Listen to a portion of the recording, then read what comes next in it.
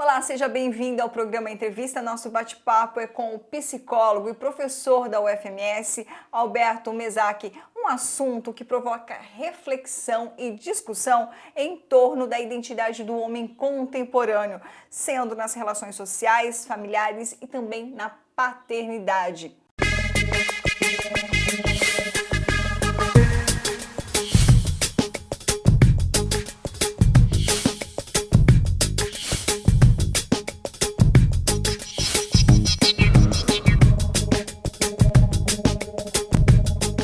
Professor, seja bem-vindo ao programa Entrevista. Professor Alberto, muito se fala de empoderamento feminino, mas é um movimento que também transforma o universo masculino. Pois é, primeiro eu queria agradecer, né, pelo convite, estar batendo esse papo, né, com vocês. A gente entende hoje que a gente pensa em relações de gênero. Então, a gente vive em sociedade, em comunidade. Então, é impossível a gente pensar em qualquer tipo de transformação nos papéis femininos sem pensar em reflexos nos papéis masculinos e vice-versa. Então, a gente tem lutado por um outro, na verdade, outro modelo de sociedade que inclui outras formas de viver a infância, o envelhecimento, as masculinidades e as feminilidades também. Então, quando a gente pensa essas transformações na vida dos homens, a gente deve muito ao movimento de mulheres, o movimento feminista, né, que vem fazendo esses tensionamentos aí desde a década de 60, 70. Até porque são as mulheres que criam os homens, os filhos, né? A gente entende que a gente tem uma cultura, né, ou várias sociedades patriarcais. Então, o patriarcado, ele não é apenas algo de algum grupo de pessoas. Ele está impregnado na nossa visão religiosa, afinal de contas, em muitas culturas, as referências religiosas são de homens. Ela está na literatura, ela está na música, ela está na política, ela está na medicina. Então, esses estereótipos ou esse discurso patriarcal e machista ele atravessa a sociedade como um todo. Então seria um engano pensar que apenas os homens podem ter pensamentos ou comportamentos machistas, né? Assim, é claro que as mulheres não fazem isso de forma consciente, mas de alguma forma as famílias, né, na educação, também na escola, onde as mulheres também estão lá em predominância, né, a gente tem uma reprodução dessas ideias. Ou seja, a gente carrega o conceito da criação, né? Sim. E que vai atravessando, né? Vão se transformando, né? Então, a forma como nós vamos viver a nossa masculinidade ou feminilidade hoje é muito diferente dos nossos antepassados, mas ainda assim carregada de estereótipos. Eu brinco muito, né? Se a gente pegar a história da masculinidade, antes os homens eram preparados, treinados para as batalhas, para as guerras, para ir para frente de um fronte e morrer ali em prol da sua nação. Hoje os homens continuam também nesse lugar, porém numa outra guerra, né, que é a guerra do capital. Então eles têm que ser protetores materiais e sair às ruas para trabalhar e muitas das vezes comprometendo até a sua própria saúde. Então a cena, né, o cenário muda um pouco, mas algumas coisas acabam permanecendo. Muda o cenário, a função, mas o personagem é o mesmo. E quando se trata da paternidade, os desafios dessa função, os homens estão aprendendo a desconstruir e também a respeitar e dividir as tarefas domésticas com as esposas, com as mulheres. Então, eu acho que tem um ponto muito interessante, Ida, que você disse que estão aprendendo, né? Então, a maternidade, a paternidade, elas são experiências que podem ser aprendidas e ensinadas. Existem discursos, né? Inclusive quando a gente pensa nas questões de gênero, que eles ainda estão por aí, ainda que velados, né? Mas de que a gente já nasce sabendo o que é ser um homem e já nasce sabendo o que é ser mulher. Ou já nasce sabendo o que é ser uma mãe, ou nasce sabendo o que é ser um pai. E a gente acreditou que, historicamente, as mulheres nasceram para o cuidado, né, da prole, o cuidado afetivo ali dos filhos, e que os homens talvez teriam uma tendência natural à proteção, a prover alimentos. E hoje a gente entende também que isso são construções sociais. A gente tem sociedades que dividem, inclusive, esses papéis de forma muito diferente. Então, é possível aprender. Então, essas transformações que a gente vem vivenciando, principalmente a partir dos movimentos de mulheres, que vem inclusive questionando esse lugar delas ali na esfera doméstica e como única responsável pelo cuidado do filho, vai abrindo espaço para questionamentos e tensionamentos que nós homens precisamos nos envolver no cuidado afetivo dos filhos. Só que, ao mesmo tempo, é uma transformação muito recente e que a gente ainda não tem uma estrutura social que nos prepare para isso. Né? Afinal de contas, como você mesma disse, muitas mulheres acabam ainda reproduzindo, né, essa história de que o menino tem que ser forte, que ele não pode chorar, que ele não pode brincar de boneca, ou as brincadeiras têm que ser sempre relacionadas à luta, ao conflito, do lado de fora, nunca envolvendo o cuidado, né? Então, é possível que a gente possa aprender e a literatura vem mostrando o quanto que esse lugar de pai também vem se transformando. Cada vez mais a gente tem aí homens se envolvendo na paternagem. Claro que ainda temos muito mais homens abandonando seus filhos, não, não incluindo seu nome no registro, por exemplo, civil, mas a gente tem aí outros movimentos cada vez, claro, ainda escassos, incipientes, mas cada vez maiores, né? E é exatamente esse papel do masculino nos dias atuais, valorizando os aspectos positivos, fugindo do estereotipo de violento e machista. Tem essa figura, né?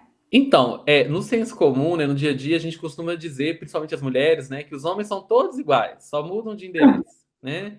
E na ciência a gente observa que os homens não são todos iguais. A gente tem muitas, por isso que a gente fala sempre masculinidades no plural, né? Então, uma coisa é ser um homem jovem, outra coisa é ser um homem idoso, uma coisa é ser um homem do campo, outra coisa é ser um homem da cidade, uma coisa é ser homem lá na floresta amazônica, outra coisa no centro econômico de São Paulo. Então, a gente tem muitas possibilidades de exercício, das masculinidades. É claro que a gente tem um modelo que a gente chama de hegemônico, ou que algumas pessoas vêm chamando hoje de masculinidade tóxica, né? Que é esse modelo que historicamente vem sendo reproduzido do guerreiro, do forte, valente, que não leva desaforo para casa, que de alguma forma, ao contrário do que acontece com as meninas, né? A sociedade nos cobra que a gente prove que somos homens. Né? Então tem várias brincadeiras desde a infância, que esse cabelo seu, esse corte seu é de homem mesmo, essa blusa sua que você está usando, esse jeito seu de falar, de sentar. Então é como se a gente ainda tivesse uma cultura que a gente precisasse atestar isso, para os demais. Então isso de alguma forma acaba contribuindo para que nós homens persigamos esse modelo, ainda que ele seja inatingível. Mas é claro que, na maior parte das vezes, é um modelo inalcançável, né? E a gente tem, por exemplo, homens gays, a gente tem homens trans, a gente tem homens indígenas, homens negros, homens brancos, homens portadores de algum tipo de deficiência. Enfim, a gente tem uma série de diversidade dessas possibilidades, homens que, inclusive, assumem o cuidado da família sozinho, né? Inclusive dos filhos, são pais solteiros.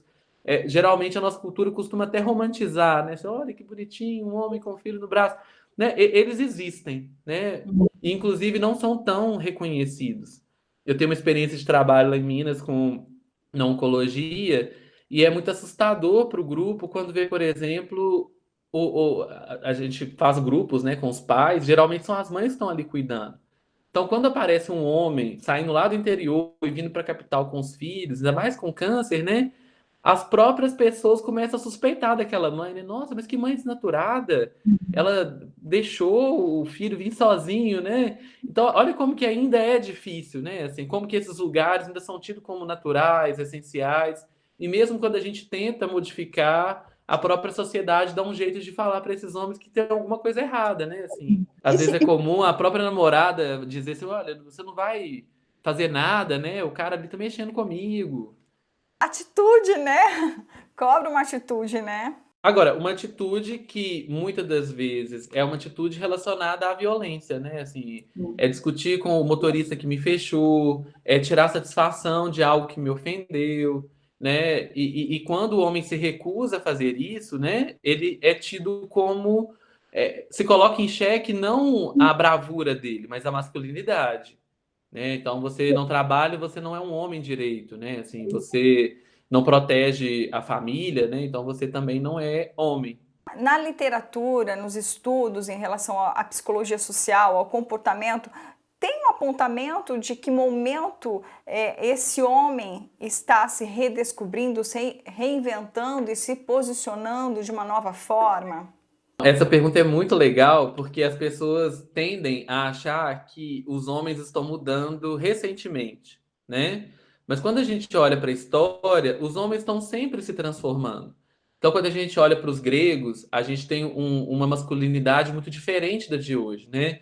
Uma ideia de corpo esguio, uma vinculação às artes, à música. Os romanos já tinham uma outra forma de viver a masculinidade, uma forma um pouco mais dura. Os espartanos, né, associados à guerra.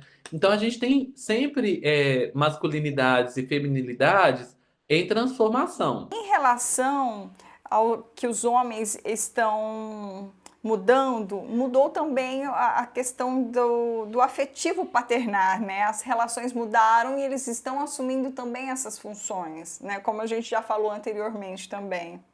Cada vez mais as religiões, as escolas, a mídia, ela cobra da gente um tipo de masculinidade mais afetivo com as mulheres ou com os parceiros, né? Tendo em vista aí a função, a relação com as violências domésticas, né? O papel que a gente exerce nela enquanto homens, e também até com outros homens, né? Assim, cada vez mais é exigido um certo controle, uma certa ética em que eu posso matar o outro de uma forma simbólica, né? Não mais de uma forma direta. Uma situação que a gente percebe também é em relação à questão da saúde, né? Hoje tem muito mais campanhas de saúde voltadas aos cuidados do homem, né? É mais um ponto, né? Então, quando a gente olha os dados de saúde, a gente observa que nós homens vivemos cerca de 7 a 8 anos a menos do que as mulheres no Brasil. Então, embora a expectativa de vida ela esteja aumentando, a dos homens continua sendo quase uma década a menos que das mulheres. Então, é muito comum a gente ter conhecido, convivido, né, com as avós do que os avós. A gente vê muito mais mulheres viúvas do que os homens viúvos, né, e ativos aí na sociedade. E também a gente tem uma dificuldade dos homens acessarem os serviços de saúde, né? Afinal de contas, cuidar e cuidar de si, do corpo, fazer dieta, historicamente foi associado muito ao comportamento da mulher. Então, geralmente, os homens aparecem nos serviços de saúde numa situação que já tem a doença, né? Já não está dando conta mais, inclusive. Então, a gente está mais presente lá no pronto-socorro. Eu vejo que a gente fala mais sobre saúde masculina, principalmente nos últimos 10 anos, mas é sempre bom lembrar que o Novembro Azul, a saúde do homem, não é sinônimo de câncer da próstata. Inclusive, quando a gente olha o que mata os homens no Brasil são as violências, né? Tanto autoprovocadas quanto heteroprovocadas, ou seja, os acidentes, os homicídios, o suicídio, as doenças do coração, hipertensão, os tumores, né? Assim, além do tumor da próstata. Então, também acho um momento importante para lembrar que a gente fuma mais do que as mulheres, bebe muito mais do que as mulheres, ingere alimentos de uma forma mais desregrada do que vocês, e quase nunca a gente fala dessas coisas também, né?